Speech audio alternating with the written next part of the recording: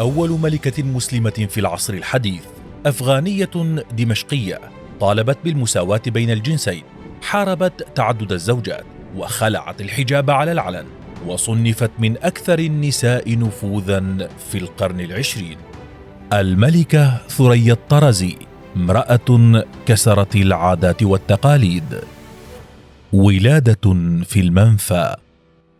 كان لابد لثريا أن تثور على العادات، كيف لا، وهي الطفلة التي ولدت منفية من بلادها، فوالدها المفكر والسياسي المرموق محمود الطرزي الذي ينحدر من أفغانستان، وترجع أصوله إلى قبيلة البشتون التي تعود لسلالة باركزاي. أما والدتها فتدعى أسماء رسمية الفتال، ابنة مؤذن الجامع الأموي محمد صالح الفتال، وتنحدر من مدينة حلب السورية. ليرزق الزوجين بثريا في 24 من نوفمبر عام 1899، وهما منفيان في مدينة دمشق. وما هي سنوات حتى تم إصدار عفو عن السياسيين والمثقفين، وذلك بعدما تسلم حبيب الله خان حكم إمارة أفغانستان، لتبدأ ثريا حياة ثانية في بلدها الأم، وخاصة عندما التقت بابن أمير البلاد. فتاة استثنائية. كان لثريا فكر متقدم مغاير عن قريناتها، وذلك بسبب وضع والدها وعمله كسياسي، مما لفت نظر ابن أمير البلاد وولي عهده أمان الله خان ليعجب بثريا كثيرا، ويتطور هذا الإعجاب إلى حب عميق، ثم كلل بالزواج عام 1913، أي وهي ابنة 14 عاما. وما هي سنوات حتى اغتيل حما ثريا حبيب الله خان، وكان لابد لابنه أن يتسلم الحكم من بعده، لينصب أمان الله ملكا للبلاد وثريا الطرزي ملكة لها. وما أن لبث حتى بدأ الاثنين بجر البلاد للحداثة والتقدم والفكر المتطور، وخاصة المرأة التي عاشت فترة مزدهرة إبان حكمهما.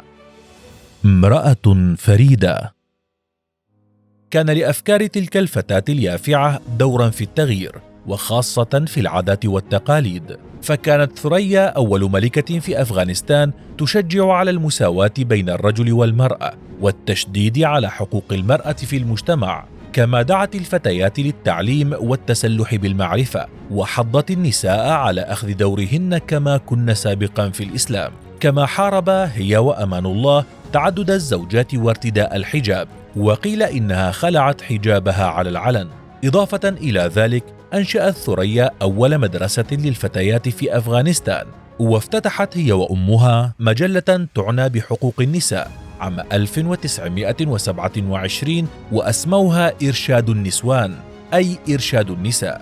وكان من خططها المستقبلية لتحديث البلاد إدخال المرأة في الحياة السياسية ومحاربة الزواج المبكر. كما عملت هي وزوجها على إرسال الفتيات غير المتزوجات لتركيا وبلدان أخرى ليتلقين التعليم العالي، فكانت نقطة التطور هذه المدخل للإطاحة بحكم الملك. مؤامرة تنزلهما من العرش. أصبحت ثريا شريكة زوجها بالحكم، وباتت تذهب معه إلى جميع الجولات والمناسبات في البلاد وخارجها، وحتى كانت تحضر معه اجتماعات مجلس الوزراء. كما عينها أمان الله خان وزيرة للتعليم، وقد صنفتها مجلة التايم الأمريكية ضمن النساء الأكثر نفوذا في القرن العشرين، وباتت أول ملكة مسلمة تتواجد بشكل علني مع زوجها.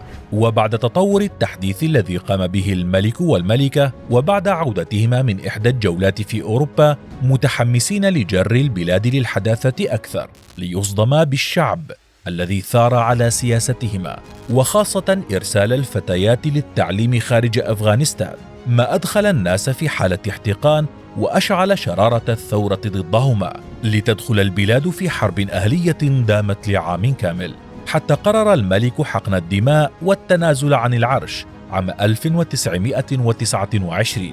وفي حديث للمؤرخ الأفغاني حبيب الله رفيع لأحد المواقع قال فيه أن البريطانيين هم من أشعلوا تلك المؤامرة ضد الملك والملكة بعد الحداثة التي رأوها في أفغانستان، مما قد يشجع الهند على الثورة ضد التاج الملكي. فعزم البريطانيون على توزيع صور للناس تظهر فيها الملكة ثريا وهي عارية الساقين في إحدى الجولات في أوروبا، مما أصاب الأفغان بالدهشة وأشعل الثورة في البلاد. بعد التنازل عن الحكم اختارت ثريا وزوجها الهند ليعيشا فيها بشكل مؤقت، ثم استقرا في إيطاليا كمنفى لهما إلى أن توفيا فيها، ليدفنا لاحقا في حدائق الأمير شهيد في جلال آباد شرق أفغانستان. وما بين الماضي والحاضر تعود سيرة الملكة ثريا الطرزي للذاكرة من جديد، بالتزامن مع سيطرة حركة طالبان على أفغانستان بالكامل والمخاوف حول مصير النساء ومستقبلهن القاتم. فهل تجد نساء أفغانستان اليوم ثريا جديدة تنقذهن؟